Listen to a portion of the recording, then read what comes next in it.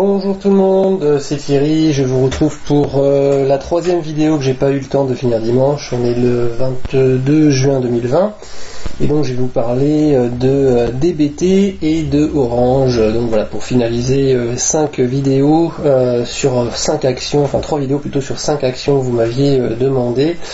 Je vous ai mis sur l'écran...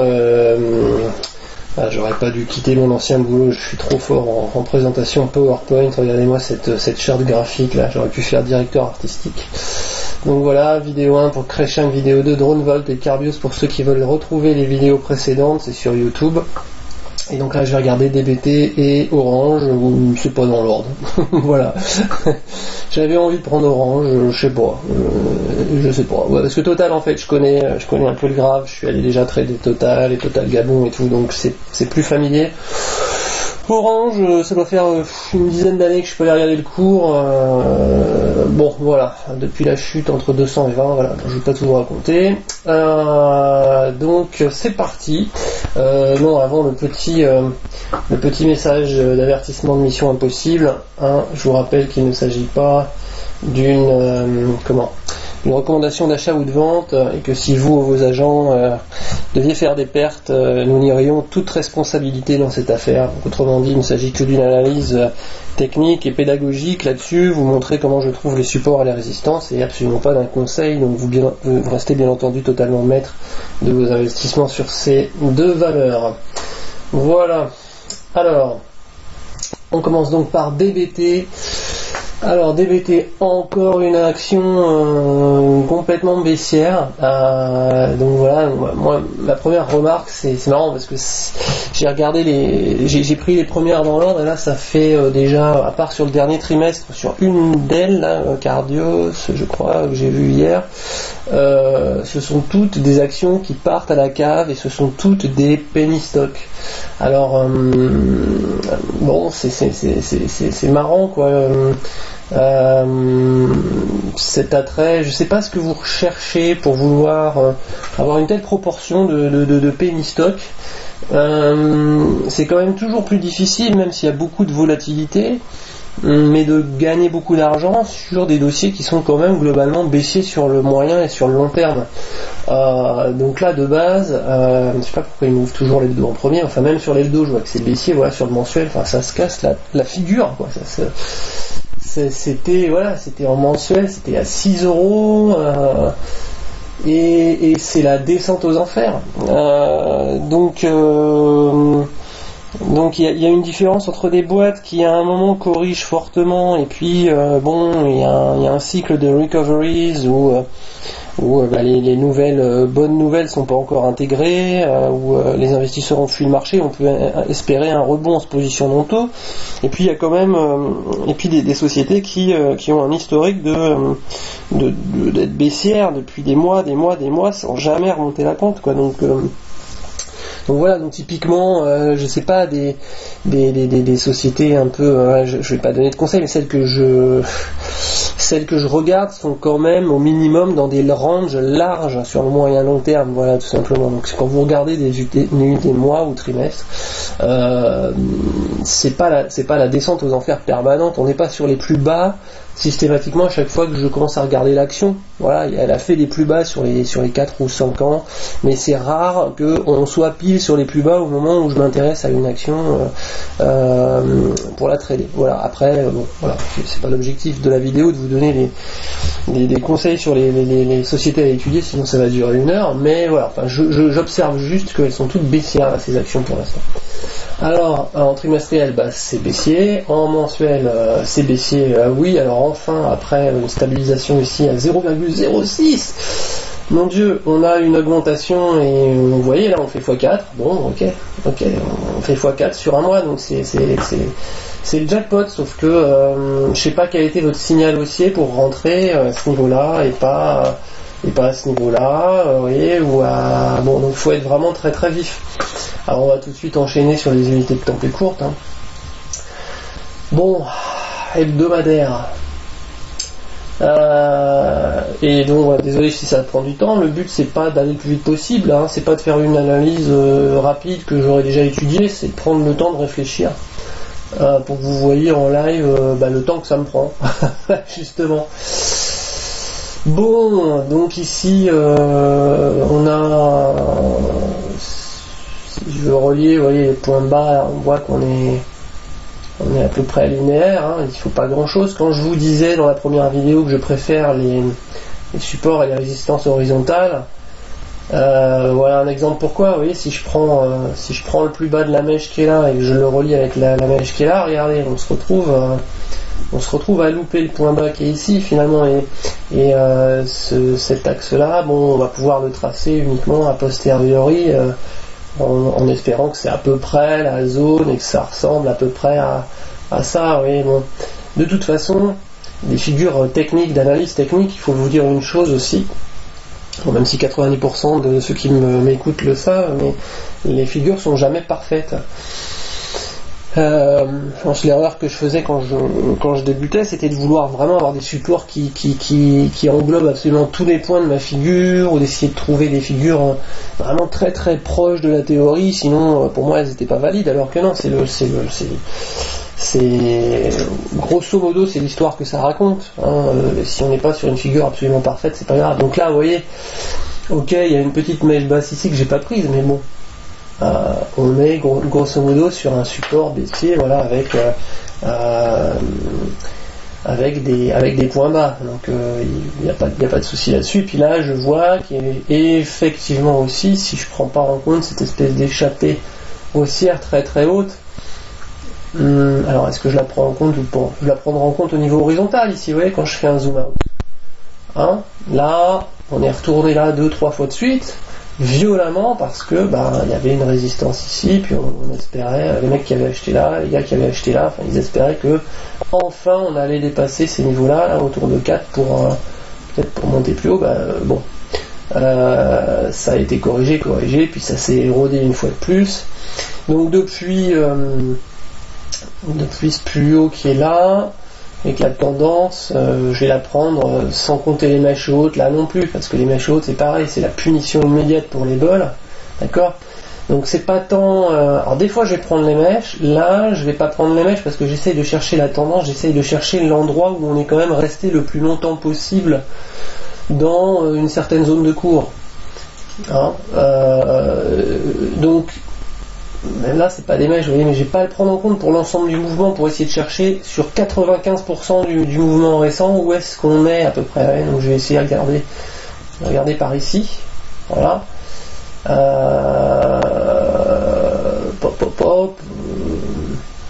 ça nous donne, donc là pour être logique je prendrai pas les mèches non plus, je fais un petit zoom, voilà, ça me donne ça, vous voyez. Et puis les mèches qui sont là maintenant, étant donné qu'un biseau c'est jamais une ligne, je vais prendre la parallèle à ce biseau et je vais aller chercher, voilà, les mèches hautes ici, vous voyez, pour essayer de recouvrir un petit peu. On va même dire, on va prendre la mèche haute qui est là, ouais, de donner une zone de résistance. Là je prends la mèche haute qui est ici, la mèche haute qui est ici, quasiment pardon, la mèche haute qui est là. Et ici pareil, vous voyez, j'ai deux mèches hautes encore qui sont à l'intérieur de cette zone de résistance, voilà, baissière. Donc ça me fait apparaître quoi? Ça me fait apparaître effectivement une figure en forme de biseau descendant. Donc à l'intérieur d'une tendance baissière, j'ai quand même en unité hebdomadaire une figure dont la sortie est théoriquement haussière. Et effectivement, une fois qu'on a posé cette base à ma Z 0,04 centimes euros, donc 4 centimes l'action, et qu'on a établi un socle voyez, visible horizontal, il y a une velléité sortie du biseau, et là effectivement il y avait pour ceux qui suivent ce genre d'action quelque chose à jouer sur le très court terme. Donc là on ne parle pas du tout d'investissement, on parle vraiment de day trading ou de swing trading au maximum, hein, bien entendu. Alors c'est sans doute ce qui vous intéresse, hein. D'ailleurs moi aussi j'en fais, hein, donc je comprends, mais malgré tout, même sur du day trading et sur du swing, j'ai tendance à essayer de trader, je me suis pris trop de gamelles sur des dossiers très volatiles qui avaient une tendance lourde baissière. C'est quand même plus facile d'être sur du neutre au moins, ou sur des choses qui descendent, qui déclinent légèrement, que d'essayer de faire du trading à l'émotion, parce que j'ai le cœur qui bat plus vite, parce que je vois que je peux faire x3 en 2 ou 3 jours. Je préfère faire 50% en une semaine, vous voyez, mais assurer quand même avoir des supports qui cassent pas la figure sans arrêt, quoi, sur être capable en fait de transformer la perte de quelque chose à très très court terme en un espoir de gain sur l'unité supérieure, l'unité de temps supérieure. Par exemple, si je me plante sur je sais pas, un trade où je visais à faire 4 ou 5% très rapidement parce que j'ai le support de l'unité de temps qui a cassé, j'ai peut-être un support dans l'unité supérieure, vous voyez, juste au-dessus. Je sais pas, si on était en 30 minutes ou en 2 heures, peut-être je vais aller regarder l'unité jour et je vais peut-être avoir un support qui tient beaucoup plus la route, quelques points en dessous sur l'unité jour, parce que je suis dans une tendance sur les unités un peu plus longues ou qui est au moins neutre. Et donc il n'est pas rare que au lieu de couper mon stop, je garde la position, voire je renforce une fois sur une deuxième ligne de défense sur une unité de temps supérieure. Voilà.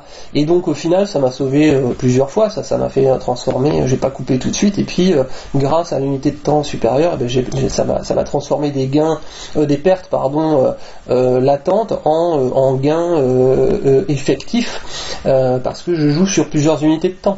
Et si j'ai une boîte sur laquelle je vise uniquement des réactions haussières très court terme, alors que l'ensemble des autres supports se cassent la tronche, bon, c'est quand même beaucoup plus difficile d'avoir une seconde chance.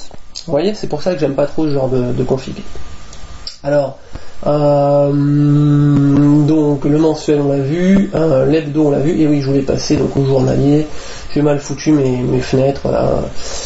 Donc qu'est-ce qu'il nous dit le journalier en détail? Bon, on a un gap.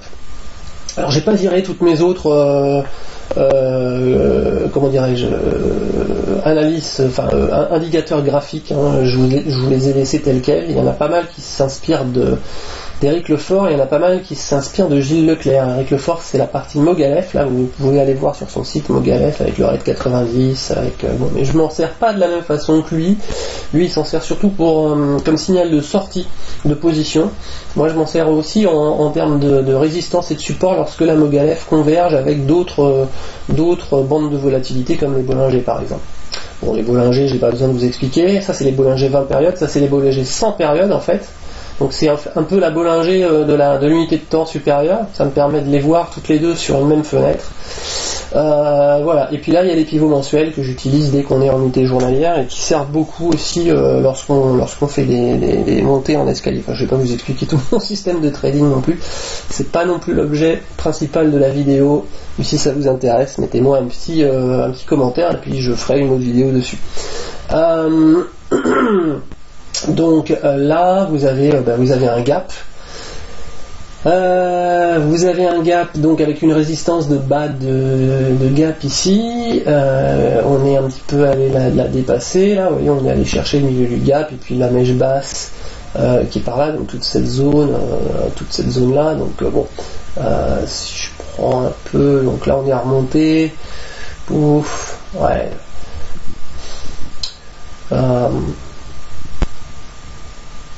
Ouais, une mèche basse. Bon. Le vrai gap, la vraie zone de résistance, elle est surtout là pour moi, vous voyez. Elle est entre... parce que là, on est remonté assez vite, mais on est venu toucher ça récemment. C'est quoi un gap? C'est... Pour moi, c'est l'endroit... Enfin, c'est pas que le gap, en fait. Ce qu'il faut regarder dans les cours, c'est... Aussi regarder d'ailleurs les volumes que j'ai pas mis là, mais se demander à quel cours les investisseurs ou les traders précédents ont été piégés. Et à quel cours, par exemple, vous voyez là, il y a plein de gens qui ont acheté ici, et puis il y a eu une ouverture en gap, donc tous ceux qui ont acheté là, même ceux qui ont acheté ici, et dans cette zone-là, ils perdent. Ils sont en perte. Peut-être que lorsqu'on va remonter tout près de leur niveau de perte, ou à ISO, ou à 0, ils vont commencer à vendre. Et donc plus on va dépasser l'endroit de la flèche basse ici, plus vous allez avoir une partie d'entre eux qui va revendre en se disant ouf, je suis trop content, au moins j'ai effacé mes pertes, ça a failli mal finir, là on est à 0,29, là on était quand même à 0,07, vous voyez. Et donc plus on va remonter là vers ces niveaux-là, plus vous allez avoir des lignes de vente qui vont se déclencher de ceux qui avaient acheté à ces niveaux précédemment. Puis là vous voyez qu'il y a toute une horizontale aussi où on était, j'aurais pas dû faire ça tout de suite, pardon. Voilà, donc en fait c'est cette espèce de rectangle là, vous voyez là ça va être l'endroit où, et en particulier ici, voilà, entre là et là, c'est vraiment l'endroit où vous allez avoir le plus de lignes qui se déclenchent. C'est pas forcément ici sur la petite mèche basse parce que là il y a très peu de monde, mais ça va être un peu plus haut là où vous avez eu déjà plusieurs jours de combats, de luttes, donc de rachat de positions par des bulles qui ensuite se sont fait dérouiller. Donc si je devais mettre un petit rectangle, vous voyez, je partirais de là, je partirais pas du bas du gap, mais je partirais d'ici et puis je remonte vers en prenant en compte toutes ces journées là où il y a des mecs qui ont acheté. Donc en gros voilà ma zone de résistance, la première zone de résistance, on va la mettre là parce qu'il y a des gens qui sont trop contents de sortir aussi. À mon avis, là où ils ont eu le plus le temps d'acheter, c'est ici dans cette zone là. Bon, attendez, voilà, je me mets là et on y est. Voilà. Et donc, vous voyez, moralité, et je le fais pas exprès, j'essaye d'être un peu comme Sherlock Holmes. Vous voyez, je me dis là, il y a personne, il y a peut-être 2-3 gars qui ont acheté, mais ils ont pas eu le temps. C'est une petite mèche basse de rien. Par contre, ici, vous voyez que il y a eu le temps, quoi. Il y a eu 1, 2, 3, 4, 5, 6, 7, 8, quasiment 2 semaines d'accumulation, de distribution entre des vendeurs et des acheteurs, puis c'est remonté. Donc cette zone-là, vu que c'est remonté, il y a des gens qui se sont fait scotcher ici lorsqu'on s'est cassé la figure, et là ils vont être trop contents de revendre. On est remonté, et voilà, on est venu toucher le bas de cette zone de résistance, et c'est là que ça commence à poser problème. Vous voyez, en UT jour. Donc voilà, ma zone de résistance à dépasser en UT jour, elle est là. Après, alors on a le RAID 90 aussi, vous voyez, qui descend. Je vous invite à aller voir Eric Lefort pour voir à quoi ça sert. En gros, là, on est dans un sens de tendance baissière et on a rejoint le RAID 90 qui délimite une partie de la zone neutre. Donc ça aide pas non plus à franchir comme ça. Donc on est revenu, vous voyez, et maintenant on est juste en dessous. On teste le RAID 90 ici. On est revenu s'appuyer aussi sur le S3 mensuel parce qu'on a dépassé en unité jour. Donc d'ici la fin du mois, ça va avoir tendance à avoir quand même une force de rappel baissière vers les cours. Ça ne veut pas dire que ça se casse la figure, hein, je donne juste tous les éléments que je connais. Vous voyez que vous avez une petite baisse des prix ici et puis des mèches et autres qui commencent à apparaître, donc tout ça confirme que bon, on a monté, on est venu se rappuyer sur le support là vers S2. La MM20 est haussière, les Bollinger sont haussières, ça c'est ok. Maintenant, il va falloir voir ce qui se passe. Vous voyez, on a un non-croisement aussi sur la MACD, ça aussi c'est pas mal, tant que la MACD se retourne pas à la baisse. Il faudrait aller voir aussi l'unité 2 heures, je vais pas le faire, là je suis sur du Pro Real Time version gratuite, donc je vais pas vous faire des unités trop courtes. Et puis sur le cycle court, bon, le cycle court se retourne, donc il va falloir regarder maintenant en fait ce qui se passe, c'est-à-dire est-ce qu'on a une latéralisation des prix lorsque le cycle court se retourne et atteint la zone de survente. Si c'est le cas, si les prix tiennent bien ici, par exemple, s'il n'enfonce plus maintenant le S3 mensuel, vous voyez ici, si le S3 mensuel devient vraiment une zone de support solide, ok, et que la MM20 se rapproche des cours, on peut espérer un nouveau rebond, et voilà, sans donner d'indication dans le trading, on peut espérer, enfin en tout cas, on peut identifier le S3 mensuel à ce moment-là comme un support pour si jamais on a des velléités haussières, essayer de limiter le risque si jamais le cours n'allait pas dans le sens qu'on veut. Voilà, le S3 mensuel me paraît pas mal comme support ici à court terme pour ceux qui ont envie de jouer la poursuite de la hausse. Ah non, je vous dis pas d'acheter, je vous dis pas que ça va monter, je dis juste voilà, là c'est un endroit qui qui est pas trop mal cette zone là pour jouer le support, avec le plus bas qui est ici en protection. En tout cas, avant de le jouer, si jamais on y retourne, bien observer la réaction des cours dessus. Et puis la zone de résistance principale, pour moi, voilà, elle est ici, elle est entre 0,30 et 0,36. Encore une fois, sur ce genre d'action que beaucoup appellent des daubes, par respect pour les entrepreneurs, l'ayant été moi-même, je vais pas appeler ça comme ça, mais bon, quand vous voyez qu'on part de 5 ou 6 centimes et qu'on a déjà fait 400 ou 500% de hausse, depuis début avril, j'ai tendance à être prudent et à privilégier le faible risque plutôt qu'à essayer de me dire que voilà, je vais encore faire 300% de hausse après ça. Voilà, écoutez, finalement, je vais une fois de plus abréger, en tout cas ne pas traiter Orange, je vais rester sur DBT uniquement sur cette vidéo, sinon ça va faire 1 heure. Et puis j'espère qu'avec ces 4 exemples, vous en avez suffisamment pour voir un petit peu voilà, comment je visualise, et puis que vous apprenez à chaque fois un petit élément en plus. Voilà, je vous dis, la philosophie n'est pas du tout celle de vous faire un maximum d'analyse technique déjà pré-mâchée, déjà préfaite en un minimum de temps. Ça, vous avez des analystes qui font ça très bien, comme Nicolas Chéron. Donc l'idée, c'était de vous proposer quelque chose de différent, c'est de regarder un peu quelle est la difficulté et comment est-ce que je lis une carte à partir de rien sur des actions que je connais pas, pour établir ensuite mes plans de trade. Voilà, donc j'espère que ça vous a servi. Si ça vous a servi, faites-le moi savoir. Comme ça, ça me dit si je dois continuer ou pas dans cette voie-là.